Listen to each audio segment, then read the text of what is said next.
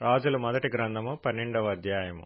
3వ దినమందు నా యొద్దకు రండిని రాజు నిర్ణయము చేసి ఉన్నట్లు యరొబామును జనులందరూ 3వ దినమున రెహబామునొద్దకు వచ్చిరి. అప్పుడు రాజు పెద్దలు చెప్పిన ఆలోచనను నిర్లక్ష్యపెట్టి యవనులు చెప్పిన ఆలోచన చొప్పున వారికి కఠినముగా ప్రత్యుత్తరమిచ్చి ఇట్లు ఆజ్ఞాపించెను.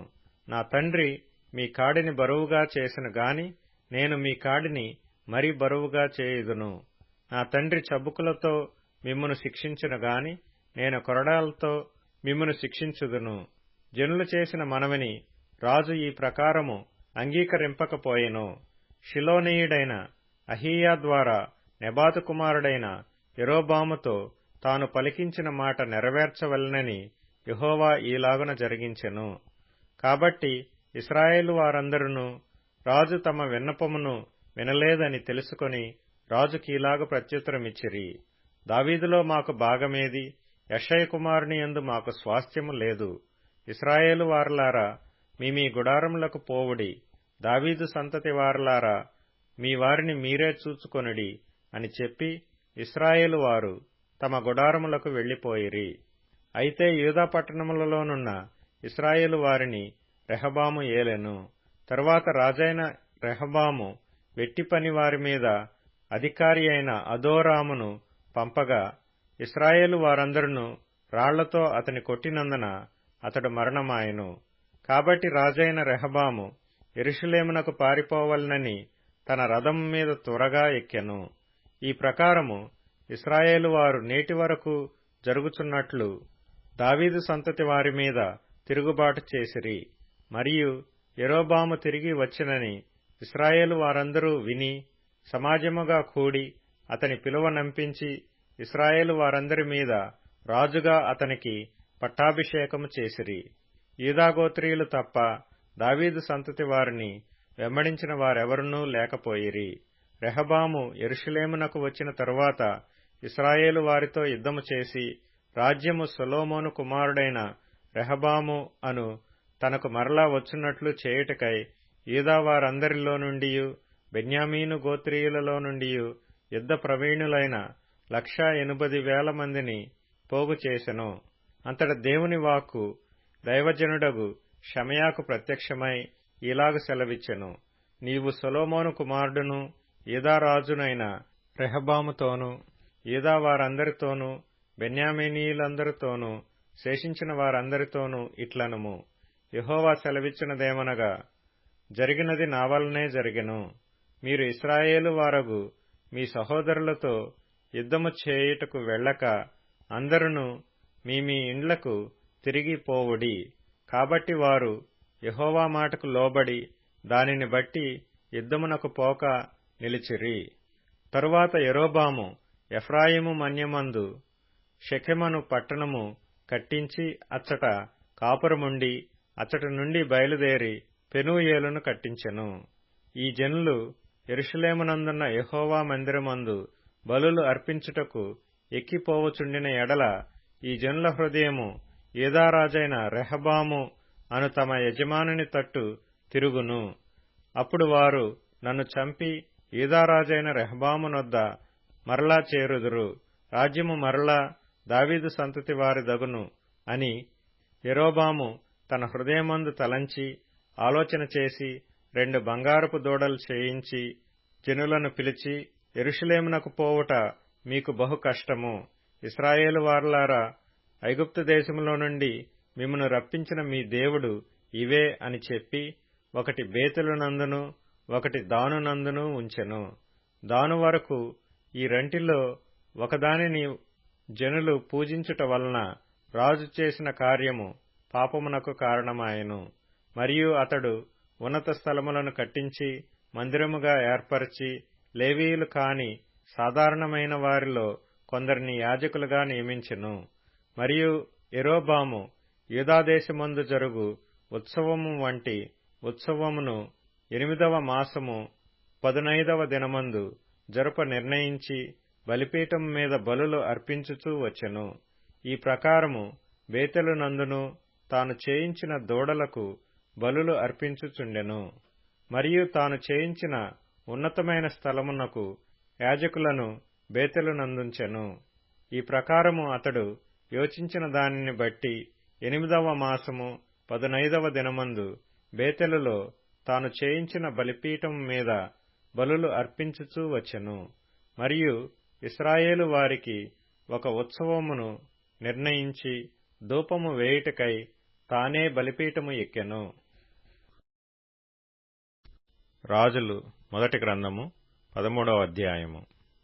అంతట దైవజనుడైన ఒకడు యెహోవా చేత సెలవునొంది యూదాదేశము నుండి బేతెలునకు వచ్చెను.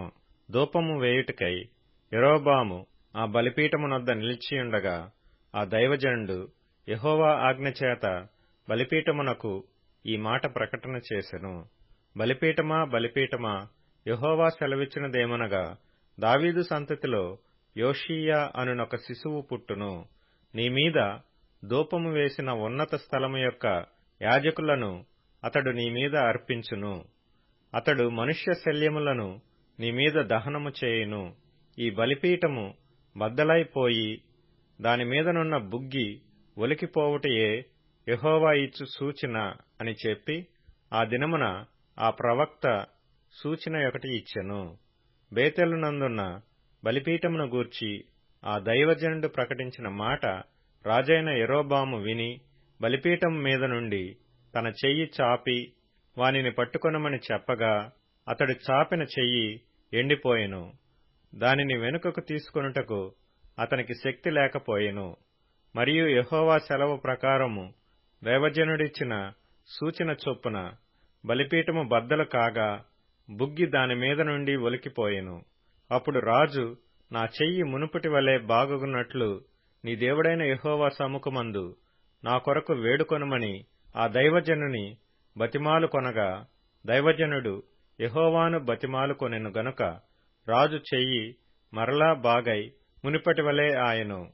అప్పుడు రాజు, నీవు నా ఇంటికి వచ్చి అలసట తీర్చుకొనుము, నీకు బహుమతి ఇచ్చెదనని ఆ దైవజనునితో చెప్పగా దైవజనుడు రాజుతో ఇట్లనెను, నీ ఇంటిలో సగము నీవు నాకిచ్చినను నీతో కూడా నేను లోపలికి రాను. ఈ స్థలమందు నేను అన్నపానములు పుచ్చుకొనను. అన్నపానములు పుచ్చుకొనవద్దనియు నీవు వచ్చిన మార్గమున తిరిగి పోవద్దనియు యెహోవా వాక్కు చేత నాకు సెలవాయనని రాజుతో అనెను. అంతటా అతడు తాను బేతెలునకు వచ్చిన మార్గమున వెళ్ళక మరియొక మార్గమున తిరిగిపోయెను. బేతేలులో ప్రవక్తయగు ఒక ముసలివాడు కాపురముండెను. ఇతని కుమారులలో ఒకడు వచ్చి బేతేలులో దైవజనుడు ఆ దినమున చేసిన క్రియలన్నిటినీ అతడు రాజుతో పలికిన మాటలన్నిటినీ తమ తండ్రితో తెలియజెప్పగా వారి తండ్రి అతడు ఏ మార్గమున వెళ్లిపోయినని వారిని అడిగెను. అంతటా అతని కుమారులు యూదాదేశములో నుండి వచ్చిన దైవజనుడు ఏ మార్గమున వెళ్లిపోయినది తెలిపిరి.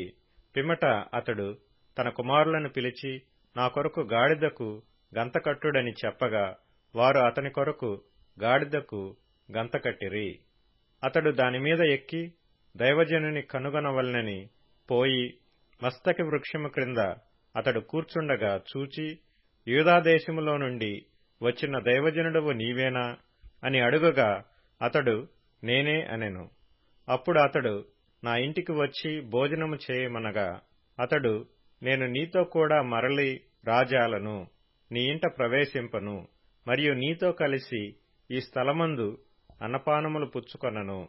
నీవు అచ్చట అన్నపానములు పుచ్చుకొనవద్దనియు నీవు వచ్చిన మార్గమున పోవుటకు తిరగవద్దనియు యెహోవా వాక్కు చేత నాకు సెలవాయనని చెప్పెను. అందుకతడు, నేనును నీవంటి ప్రవక్తనే, మరియు దేవదూత యొకడు యెహోవా చేత సెలవు పొంది అన్నపానములు పుచ్చుకొనుటకై అతన్ని నీ ఇంటికి తోడుకొని రమ్మని నాతో చెప్పినని అతనితో అబద్ధమాడగా అతడు తిరిగి అతనితో కూడా మరలిపోయి అతని ఇంట అన్నపానములు పుచ్చుకొనెను. వారు భోజనము చేయుచుండగా అతనిని వెనుకకు తోడుకొని వచ్చిన ఆ ప్రవక్తకు యెహోవా వాక్కు ప్రత్యక్షమాయెను. అంతటా అతడు యూదాదేశములో నుండి వచ్చిన దైవజనుని పిలిచి, యెహోవా ఇలాగు ఆజ్ఞ ఇచ్చుచున్నాడు, నీ దేవుడైన యెహోవా నీకు ఆజ్ఞాపించిన దానిని గైకొనక ఆయన సెలవిచ్చిన నోటి మాట మీద తిరగబడి నీవు వెనుకకు వచ్చి నీవు అచ్చట అన్నపానములు పుచ్చుకొనవలదని ఆయన సెలవిచ్చిన స్థలమున భోజనము చేసియున్నావు గనుక నీ కళేబరము నీ పితరుల సమాధిలోనికి రాకపోవునని ఎలుగెత్తి చెప్పెను. అంతట వారు అన్నపానములు పుచ్చుకొనిన తరువాత అచ్చటి ప్రవక్త తాను వెనుకకు తోడుకొని వచ్చిన ఆ ప్రవక్తకు గాడిద మీద గంత కట్టించెను. అతడు బయలుదేరి మార్గమున పోవుచుండగా ఒక సింహము అతనికి ఎదురుపడి అతని చంపెను. అతని కళేబరము మార్గమందు పడియుండగా గాడిద దాని దగ్గర నిలిచియుండెను. సింహమును శవము దగ్గర నిలిచియుండెను. కొందరు మనుషులు ఆ చోటికి వచ్చి శవము మార్గమందు పడియుండుటయు సింహము శవము దగ్గర నిలిచియుండుటయు చూచి ఆ ముసలి ప్రవక్త కాపురమున్న పట్టణమునకు వచ్చి ఆ వర్తమానము తెలియజేసిరి. మార్గంలో నుండి అతని తోడుకొని వచ్చిన ఆ ప్రవక్త ఆ వర్తమానము వినినప్పుడు యెహోవా మాటను ఆలకింపక తిరుగుబడిన దైవజనుడు ఇతడే, యెహోవా సింహమునకు అతన్ని అప్పగించియున్నాడు, యెహోవా సెలవిచ్చిన ప్రకారము అది అతన్ని చీల్చి చంపెను అని పలికి తన కుమారులను పిలిచి గాడిదకు నా కొరకు గంతకట్టుడని చెప్పెను. వారు అతని కొరకు గంత కట్టినప్పుడు అతడు పోయి అతని శవము మార్గమందు పడియుండుటయు గాడిదయు సింహమును శవము దగ్గర నిలిచియుండుటయు సింహము గాడిదను చీల్చివేయక శవమును తినక యుండుటయు చూచి దైవజనుని శవము ఎత్తి గాడిద మీద వేసుకుని తిరిగి వచ్చెను. ఈ ప్రకారము ఆ ముసలి ప్రవక్త అంగలార్చుటకును సమాధిలో శవమును పెట్టుటకును పట్టణమునకు వచ్చెను. అతడు తన సమాధిలో ఆ శవమును పెట్టగా జనులు కటకటా నా సహోదరుడా అని ఏడ్చిరి. మరియు ఇతడు సమాధిలో శవమును పెట్టి నేను మరణమైనప్పుడు దైవజనుడైన ఇతడు పెట్టబడిన సమాధిలో నన్ను పాతిపెట్టుడి, నా శల్యములను అతని శల్యము దగ్గర ఉంచుడి. యెహోవా మాటను బట్టి బేతెలులోనున్న బలిపీఠమునకు విరోధముగాను షోమ్రోను పట్టణములోనున్న ఉన్నత స్థలములలోని మందిరములన్నిటికీ విరోధముగాను అతడు ప్రకటించినది అవశ్యముగా సంభవించునని తన కుమారులతో చెప్పెను. ఈ సంగతి అయిన తరువాత యెరోబాము తన దుర్మార్గమును విడిచిపెట్టక సామాన్య జనులలో కొందరిని ఉన్నత స్థలములకు యాజకులుగా నియమించెను. తనకిష్టులైన వారిని యాజకులుగా ప్రతిష్ఠించి వారిని ఉన్నత స్థలములకు యాజకులుగా నియమించెను. యెరోబాము సంతతి వారిని నిర్మూలము చేసి భూమి మీద ఉండకుండా నశింపజేయునట్లుగా ఇది వారికి పాపకారణమాయెను. కీర్తనల గ్రంథం 73వ కీర్తన. నా హృదయము మత్సరపడెను, నా అంతరంద్రియములలో నేను వ్యాకులపడితిని. నేను తెలివిలేని పశుప్రాయుడనైతిని, నీ సన్నిధిని మృగము వంటి వాడనైతిని. అయినను నేను ఎల్లప్పుడూ నీ యొద్దనున్నాను. నా కుడి చెయ్యి నీవు పట్టుకొనియున్నావు. నీ ఆలోచన చేత నన్ను నడిపించెదవు. తరువాత మహిమలో నీవు నన్ను చేర్చుకొందువు. ఆకాశమందు నీవు తప్ప నాకెవరున్నారు? నీవు నాకుండగా లోకములోనిది ఏదయ్యూ నాకక్కరలేదు. నా శరీరము నా హృదయము క్షీణించిపోయినను దేవుడు నిత్యము నా హృదయమునకు ఆశ్రయదుర్గమును స్వాస్థ్యమునయ్యున్నాడు. నిన్ను విసర్జించువారు నశించెదరు. నిన్ను విడిచి వ్యభిచరించు వారినందరినీ నీవు సంహరించెదవు. నాకైతే దేవుని పొందు ధన్యకరము. నీ సర్వకార్యములను నేను తెలియజేయునట్లు నేను ప్రభువైన యెహోవా శరణుజొచ్చియున్నాను. సామెతల గ్రంథం 16వ అధ్యాయం. నీ పనుల భారము యెహోవా మీద నుంచుము, అప్పుడు నీ ఉద్దేశములు సఫలమగును. యెహోవా ప్రతి వస్తువును దాని పని నిమిత్తము కలుగజేసెను. నాశన దినమునకు ఆయన భక్తిహీనులను కలుగజేసెను. యోహాను సువార్త 19వ అధ్యాయం. ఆయన తల్లియు ఆయన తల్లి సహోదరియు క్లోఫా భార్య అయిన మరియయు మగ్దలేనే మరియయు యేసు శిలువ యొద్ద నిలుచుండిరి. యేసు తన తల్లియు తాను ప్రేమించిన శిష్యుడును దగ్గర నిల్చుండుట చూచి, అమ్మా, ఇదిగో నీ కుమారుడు అని తన తల్లితో చెప్పెను. తర్వాత శిష్యుని చూచి, ఇదిగో నీ తల్లి అని చెప్పి ఆ గడియ నుండి ఆ శిష్యుడు ఆమెను తన ఇంట చేర్చుకొనెను. అటు తరువాత సమస్తమును అప్పటికి సమాప్తమైనదని యేసు ఎరిగి, లేఖనము నెరవేరునట్లు నేను తప్పికొనుచున్నానెను.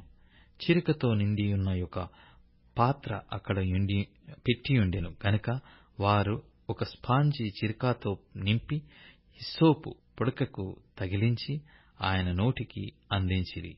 యేసు ఆ చిరక పుచ్చుకొని సమాప్తమైనదని చెప్పి తల వంచి ఆత్మను అప్పగించెను. ఆ దినము సిద్ధపరచు దినము, మరుసటి విశ్రాంతి దినము మహాదినము గనక ఆ దేహములు విశ్రాంతి దినమున శిలువ మీద ఉండకుండునట్లు వారి కాళ్ళు విరగగొట్టించి వారిని తీసివేయించుమని యూదులు పిలాతును అడిగిరి.